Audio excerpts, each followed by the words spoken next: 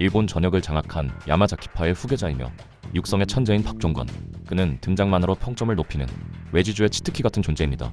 육성의 천재인 만큼 상대의 재능과 기량을 정확히 꿰뚫어보는 눈을 갖췄으며 타인의 성장 방향을 정확히 짚어주고 잠재된 능력을 단기간에 폭발적으로 끌어올리는 것, 그것이 박종건만이 가진 고유한 재능입니다.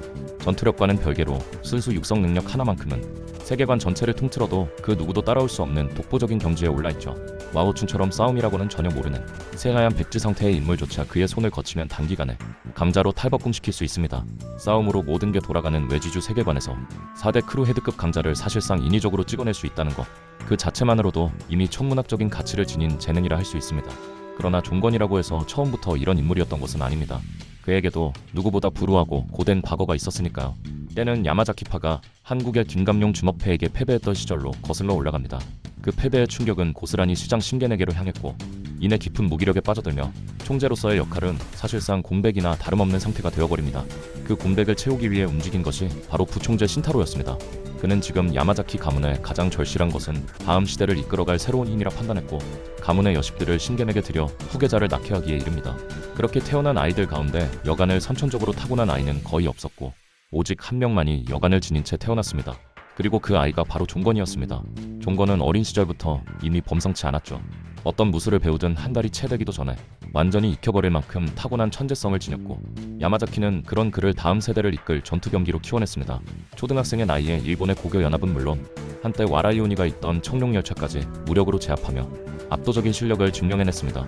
하지만 의외로 과거의 종건에게는 나약한 면이 있었죠.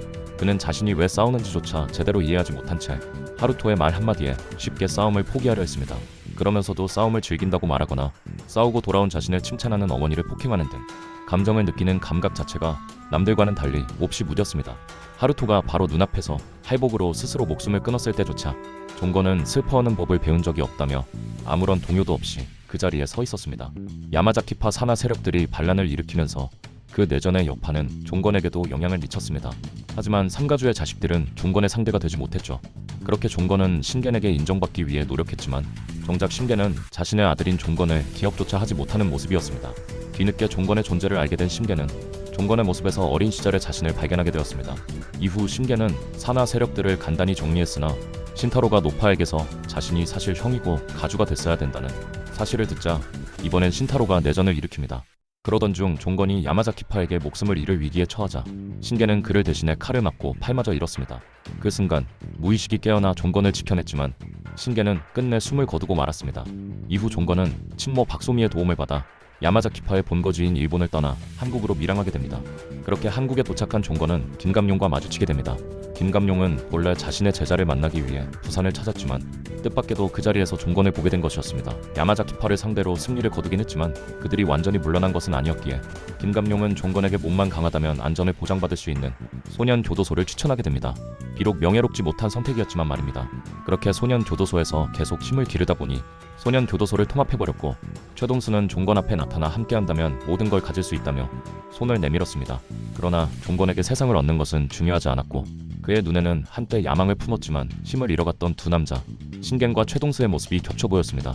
신겐은 종건을 위해 스스로 희생하며 생을 마감했지만 최동수는 그와 반대로 자신의 야망을 위해 자식을 죽일 준비가 돼 있었습니다. 종건은 최동수를 자식을 선택하지 않은 신겐이라 여겼고 결국 그의 손을 잡기로 합니다. 이후 최동수는 크루의 시대를 열겠다는 야망 아래 종건의 곁에 설 파트너를 물색하기 시작했습니다. 그 자리에 선택된 인물이 김중구였고 또래 중 적수가 없던 종건 앞에서 그는 전혀 밀리지 않는 모습을 보여줬고 종건 스스로가 처음으로 라이벌이라 부를 수 있는 존재가 나타난 순간이었습니다. 그리하여 중구 또한 최동수의 계획에 합류했으며 최동수는 여기서 멈추지 않았습니다. 당시 중학생이었던 종건과 중구의 그릇을 더욱 키워내기 위해 지왕으로 불리는 이도기를 싸움의 천재로 포섭해 테스트를 진행하게 됩니다. 뒷내용이 나오진 않았으나 이도규에게 처발리고 더욱 성장했을 것으로 보입니다. 성장한 종건이 최동수와 함께 처음으로 나선 임무의 목적지는 철량이었습니다. 최동수에게는 자신의 약점인 붉은 종이를 제거해야 한다는 목적이 있었고 종건에게는 경험을 쌓게 하려는 목적으로 같이 갔습니다. 그런데 그곳에서 코지마 형제와 맞닥뜨리게 되었고 종건은 시로아키와의 전투 끝에 중학생의 나이로 0세대에 버금가는 실력을 증명해 보입니다. 이후 최동수에게 명령을 받기도 하였고 신겐과는 다른 길을 걷게 된 신타로가 어떨지 확인하고 싶었던 종건은 야마자키파를 찾아가게 됩니다. 그에게 일격을 날렸지만 신타로는 손쉽게 압도했고 칼로 종건을 베려는 순간 갑자기 박소미가 튀어나와 종건을 감싸 대신 칼에 맞아버립니다. 종건이 어째서 자신을 감쌌냐고 묻자 박소미는 엄마도 잘 모르겠네 라는 말을 끝으로 숨을 거뒀죠. 그 광경을 목격한 종건은 신겐이 죽었을 때와 같은 충격에 휩싸였고 이내 무의식이 폭주하기 시작했습니다. 신겐의 부활을 떠올리게 만드는 그 압도적인 존재감 앞에 신타로는 비로소 종건이 가주의 그릇을 갖췄음을 인정하며 스스로 종건의 주먹에 배를 맞았습니다. 정신을 되찾은 종건 앞에서 신타로는 그간의 상황을 설명하고 자신처럼 되지 말라는 말을 남긴 채 종건의 주먹으로 스스로의 배를 관통시키며 생을 마감했습니다. 총재의 자리에 올랐지만 종건에게는 한국으로 돌아가야 할 이유가 있었죠. 그래서 그는 호법 가문의 장자들에게 대행을 맡긴 채 미련 없이 한국행을 택했습니다. 서울로 돌아온 종건에게는 지하 자금의 핵심 거점이 될 사대크루를 구축하라는 임무가 떨어졌습니다. 그렇게 종건과 중구가 처음으로 향한 곳은 강동이었고 그곳에는 백도어라는 크루가 자리하고 있었습니다. 백도어의 리더 홍두표는 리더십과 사업 아이템을 고루 갖춘 인물이었고 종건은 망설임 없이 그들을 4대 크루로 선택합니다. 다음으로 향한 강서에는 한쪽 눈이 보이지 않음에도 압도적인 스피드와 기술을 지닌 인물이 헤드를 맡고 있었고 영세대의 전설의 아들이 속해 있다는 집단이 있었죠. 그곳이 바로 빅딜이었습니다. 웬만한 성인 건달 조직과 견주어도 밀리지 않을 만큼 탄탄한 구성원을 갖춘 곳이었고 준구와 맞상대할 수 있는 한신호의 존재는 종건의 마음을 움직이기에 충분했습니다. 그렇게 빅딜은 4대 크루의 한 축을 맡게 됩니다. 종건이 다음으로 향한 곳은 강북이었습니다. 신발 도둑으로 이름을 날리던 인물이 있다는 소문이 돌던 그곳에서 마주친 이는 다름 아닌 성요한이었죠. 종건에게 테스트를 받은 성요한은 이후 갓독의 헤드에 오르게 됩니다. 그러던 중 강동의 백도어가 호스텔의 장현에 의해 박살났다는 소식이 들려왔습니다. 호스텔과 다른 크루의 싸움을 직접 지켜보던 종건은 다른 크루들과 다르게 야망도 욕심도 없는 모습을 보이자 개빡친 종건은 호스텔을 폐기하려 합니다. 좋은 전투원들을 가지고 고작 가족놀이나 하는 건 둘째치고 인원수도 부족하고 돈도 안 되던 호스텔을 폐기하려던 순간 인원수는 가출팸으로 해결하고 돈은 점조직 시스템으로 해결한다고 하며 와우춘의 캐리로 폐기는 면하며 4대 크루로 선정하게 됩니다. 이후 성유한은 뒤통수를 맞은 채 버려지고 한때 4대 크루였던 갓독은 서서히 몰락하게 됩니다. 호스텔은 조금 다른 방식으로 크루와의 연을 끊었는데요. 와우춘은 죽기 전 종건에게 한 가지 부탁을 남겼죠. 호스텔비만큼은 손대지 말아달라는 것이었습니다. 약속대로 장현만을 가볍게 제압하는 선에서 마무리하며 호스텔비로부터 완전히 손을 뗍니다. 이로써 4대 크루와의 모든 악연을 끊어낸 호스텔은 비로소 진정한 가족으로 거듭나게 됩니다. 최동수는 H&H그룹이 대기업으로 성장한 시점에서 4대 크루의 지하 자금이 더 이상 필요하지 않다고 판단했습니다. 오히려 이제는 약점이 될 수 있는 4대 크루를 완전히 정리하기로 결심한 것이죠. 이후 종건이 노린 건 강남에 있는 크루 이래회였습니다. 무영석과 맞붙어 패배 직전까지 몰린 종건은 이 정도 실력이라면 이래회를 정리하기에 충분하다고 판단합니다. 박형석이 정신을 되찾자 말없이 이래회의 배지를 건네주고 호련히 자취를 감춰버립니다. 장현의 말에 따르면 종건은 이미 4대 크루에 흥미를 잃은 상태입니다. 최동수마저 4대 크루를 정리하려는 움직임을 보이고 있으니 사실상 그 모든 뒤처리를 박형석에게 떠넘긴 셈이라고 볼 수 있죠. 그 이후로 오랫동안 내레이션으로만 존재감을 드러내던 종건이 굉장히 오랜만에 본편에 직접 등장합니다. 처음 보는 얼굴이 나타난 것에 의아해하며 그냥 패견이 나가라고 말하지만 큰 형석한테 들었다는 작은 형석의 말에 종건이 그 폐교를 관리하고 있다는 사실이 밝혀집니다. 큰 형석이 이래회에게 납치당했다는 소식을 듣자 그 재능으로 납치나 당하냐며 한심해합니다. 작은 형석이 크루를 만들어 구하겠다며 가르침을 부탁하자 말이 끝나기도 전에 날려버립니다. 형석이 공격을 시작하면서 테스트가 시작되자 온갖 기술을 써가며 필사적으로 달려들지만 종건은 눈 하나 깜짝하지 않고 불합격 판정을 내리려는 순간 형석이 종건의 아이키도 기술을 그대로 카피해 한 방 먹입니다. 이에 종건은 태도를 완전히 바꿔 형석을 기절시키고는 자신의 최고의 작품으로 만들어주겠다며 스카우트해갑니다. 이후 빅딜 잡기에서 종건은 재원고 3인방의 몫을 빼앗으러 왔다며 1세대 왕급 전력들의 협공을 아이키도로 간단히 뒤집어버리고 마가미 켄타가 흉기까지 꺼내들지만 패드립과 함께 순식간에 제압합니다. 지쳤으면 기다려주겠다는 여유까지 부리며 1회회 주요 전력을 괴멸시키자 유지는 전의를 상실하고 패배를 인정합니다. 하지만 체력이 남은 류헤이가 앞을 가로막으며 종건과 대치합니다. 종건은 류헤이가 사슬목검 특공을 꺼내들자 그것만으로 자신을 이길 수 있겠냐며 도발을 던집니다. 안 되어도 되게 하는 게 특공이라며 폭주를 선언한 류헤이의 선전포고와 함께 두 사람의 1대1 전투가 시작됩니다. 격렬한 공방 끝에 종건은 전력을 다한 류헤이를 인정하며 그를 제압합니다. 유진의 거래로 나타난 이지우는 1회회 측의 전력으로 합류합니다. 종건은 이지훈을 향해 최동수를 배신한 것이냐고 물으며 곧장 싸울 준비를 하죠. 박형석이 종건의 옆에서 이지훈을 상대하려 하자 종건은 박형석을 제지합니다. 하지만 박형석은 유진에게 볼 일이 있었고 이진성과 이은태 역시 유진을 잡길 원했습니다. 결국 종건과 재원고 3인방이 이지훈 한 명을 마주하는 유례없는 대치 구도가 만들어집니다. 하지만 우리의 기대와 달리 종건과 이지훈의 격돌은 이뤄지지 않았습니다. 종건은 잠시 당황하는 기색을 보였지만 곧 이지훈과 맞붙는 박형석 일행을 묵묵히 지켜봅니다. 전투가 절정에 달하고 박형석이 회전킥으로 이지훈의 허점을 찔러 유효타를 노리는 순간 종건은 과거 자신도 당했던 그 수를 떠올리며 이지훈에게 경고를 던집니다. 하지만 담배를 입에 문 채 짓는 미소는 숨기지 못하죠. 자신의 제자가 세계관 최강자를 상대로 유효타를 꽂아 넣은 것에 대한 스승으로서의 만족감이 드러나는 대목입니다.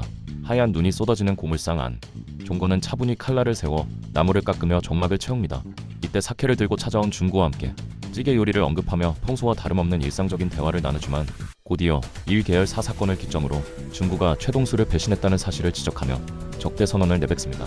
자신과 손을 잡자는 준구의 마지막 제안 앞에서도 종건의 신념은 흔들리지 않았습니다. 이미 다른 이와 잔을 주고받았음을 알리며 야쿠자로서의 충성심으로 준구의 잔을 밀어낸 것입니다. 하지만 종건이 보여준 행동은 의외였습니다.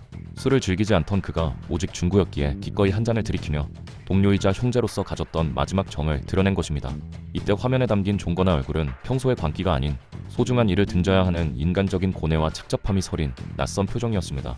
이후 종건은 본인이 주역인 종건잡기 에피소드에서 최동수의 약점인 붉은 종이를 확보하기 위해 박형석의 앞을 가로막으며 등장합니다.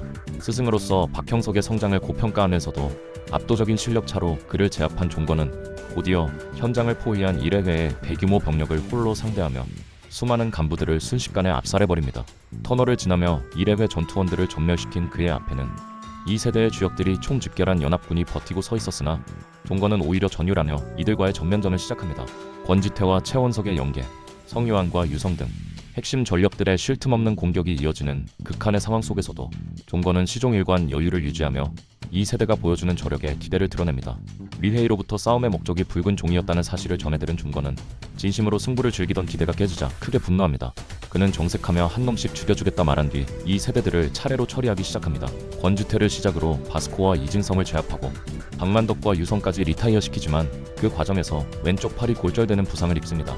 심각한 데미지가 쌓인 상태에서도 종건은 한 팔만으로 4대 크루 헤드들을 상대하며 그들의 영린을 건드리고 장영과 김기명의 처절한 연계 공격을 버텨내며 끝내 그들을 쓰러뜨립니다. 하지만 마지막으로 마주한 성유한이 안약을 사용해 일시적으로 시력을 회복하자 상황은 급변합니다. 종건은 성유한의 과거를 조롱하며 몰아붙이지만 종건은 완벽한 기술을 구사하는 성유한과 치열한 공방을 주고받으며 마지막 일격을 날리려는 그에게 내 놈의 끝이다라 말하며 종지부를 찍으려 합니다.